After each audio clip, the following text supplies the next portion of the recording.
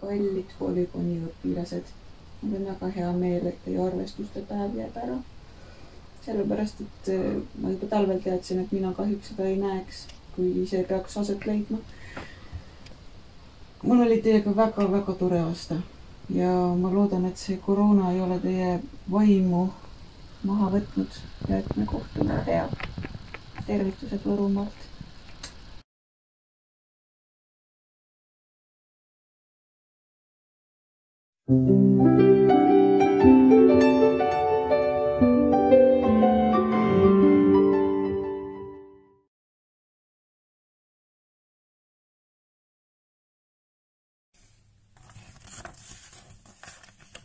Kus, millal ja kuidas algas aeg?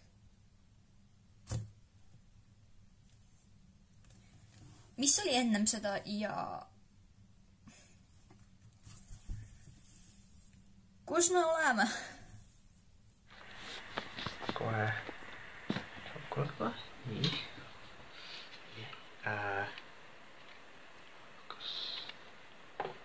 Nii. Kui ma siis võtan siia. Nii.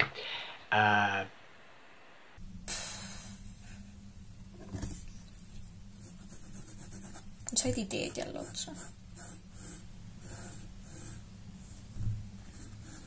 Iga 100 aasta tagant on mingi viirus, mis tapab kogu maailma ära. Või pool maailmast.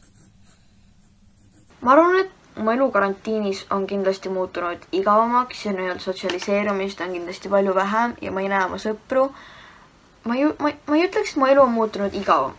Mu elu on muutunud igavamaks, aga ma ei ole nagu nii igav, nagu kõik ütlevad, et nendel on ja ma ei tunne nii suurt vajadust välja minna, nagu kõik ütlevad, et neil on vajadus. Koolipäeviti ärkan hommikul iga päev üles kell 6. Siis vaatan, kas äkki mõni õpetaja on õppimisi üles pannud. Hakkan ruttu õppima. Ma olen hulluks minemas. Üks päev tegin ma endale pähe 52 patsi lihtsalt igavusest. Huvitav on see, et ma isegi igatsen kooli, mis mulle väga ei meeldi. Tahaks trenni minna, kus saaks võrkpalli mängida ja teatrikooli, kus saaks oma emotsioone välja lasta.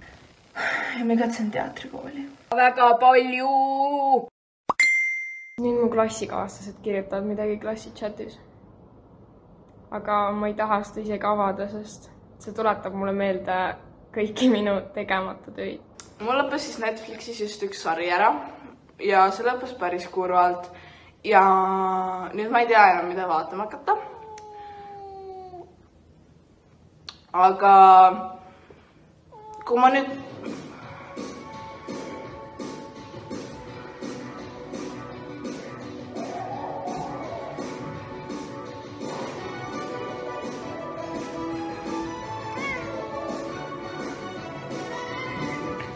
Mu isa hakkas minuga rääkima meie uuest munakeetjast.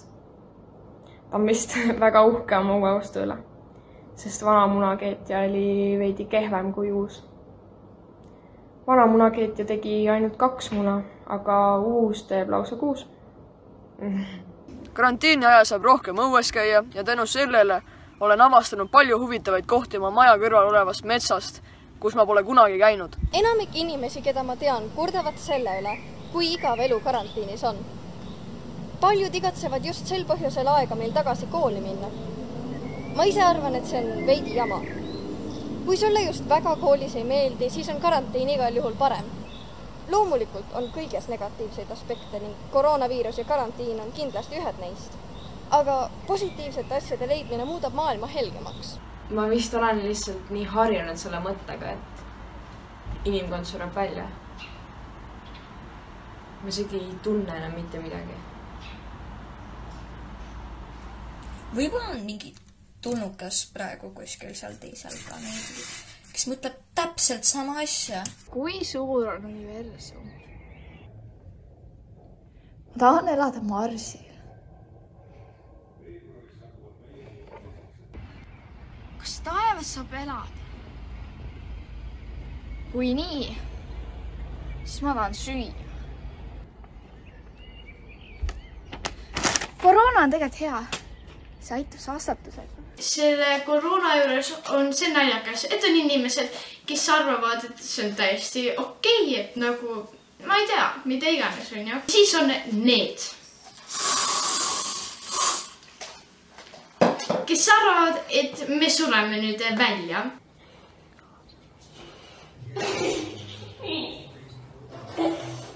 Oota, neid on üle.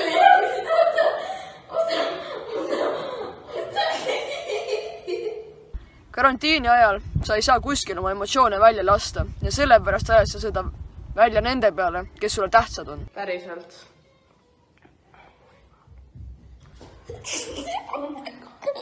Palun jää vait. Palun mine ülesse. Kell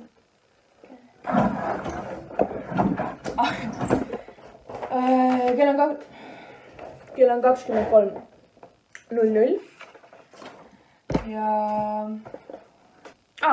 näiteks minu karantiin. Väga tore. Mulle nagu isegi meeldib see. Ma saan õppida täpselt siis, kui ma tahan. Ja mul isegi ei anta väga palju õppida. Ma saan lugeda neid raamatuid, mille jaoks mul lihtsalt ei olnud kooli ajal absoluutselt aega. Aga nagu samas ma ei tahaks, et see karantiin nagu väga-väga kaua aega kestab. Sellepärast, et ma igatsen väga inimesi enda ümber. Käisin jalutamas. Päris ikka nagu vähe inimesi oli. Imelik oli olla. Tundus nagu filmides, tühi ja kõhe. Rannas olid lamamistoolid. Need olid poolenisti ära mattunud liiva alla. Eks suvel ilmselt need kaevatakse välja. Aga ma tundsin end sama mõttetuna nagu need liiva alla mattunud toolid. Tegelikult mind ei häiri, et ma siin kodus pean olema. Täitsa mõnus on. See on täitsa okei, aga mind häirib see teadmatus. Et ma ei tea, kui hull olukord tegelikult on. Kuidas see levib ja kui kaugele see levib. Me elame ühes teadmatuses. Kuid samas... Mis on tõde? Nagu, kuidas me teame seda, mis need teadlased meile räägivad, on tõde? Nagu keegi millalgi ütles midagi ja nüüd me kõik usume seda, sest see on tõde. Aga mis siis, kui see ei ole? Ma arvan, et see paanika õhutamine on liig, aga samas levib see väga kiiresti, see on vanematele inimestele ohtlik. Nii et jaa, ma lihtsalt teen, mida palutakse ja ma ei kavatse koroonat saada, nii et mul ei ole ohtu. Peaks lauda koristama. Mul on päris palju asju siin. Vihikud. Kuhu ma jäin? Päris palju asju. Väikesed paberid, kuhu ma kirjutan asju.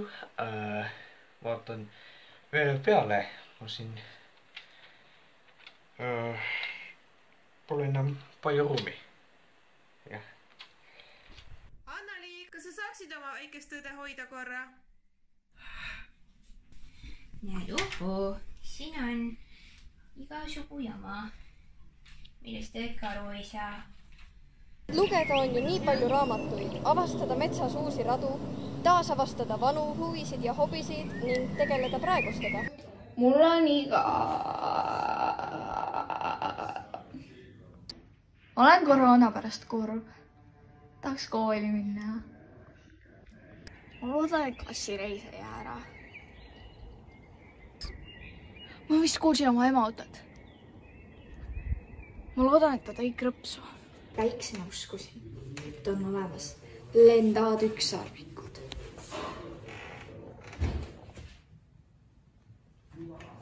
Paber on tühi nagu sein. Punane pilv. See läheb raskemaks. Olen lõhkemas unistustest ja soovidest, mida kõike tahaksin täita. Aga selle asemel, et midagi päriselt saavutada, olen ainult tuupinud ja õppinud.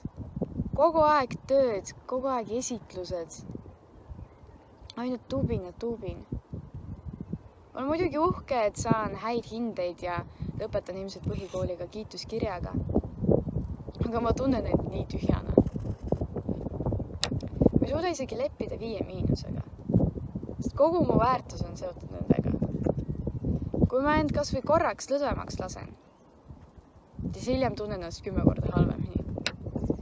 Tegelikult teadustöö, arvuti taga istumine ja kontoritöö ei ole üldse need asjad, millega ma tahaks tegeleda tulevikus.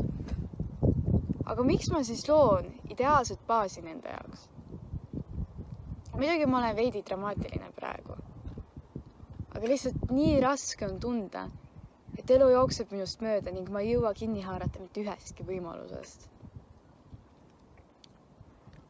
Koolis käies ei jõudnud eriti sellele mõelda. Nüüd kodus istudes ainult sellest mõtlengi. Mu elutuppa paistab päike jälle, mis teeb mind rõõmsaks, sest varem paistis päike ainult sellel ajal, kui mina olin koolis. Aga nüüd ma näen seda. Neljapäevad lihtsalt on vahepeal lihtsalt nagu ajavad hulluks mind lihtsalt, ausalt öeldes. Eks mul varem ka ole olnud selliseid eksistentsiaalseid kriise. Eks nüüd vist tuleb ainult oodata, kuni ka see läbi saab. Aga kas ta ikka saab? Ma loodan, et teid huvitas see, mis ma siin kõik kokku rääkisin. Head tööd. Kus see siin käib kinni ja...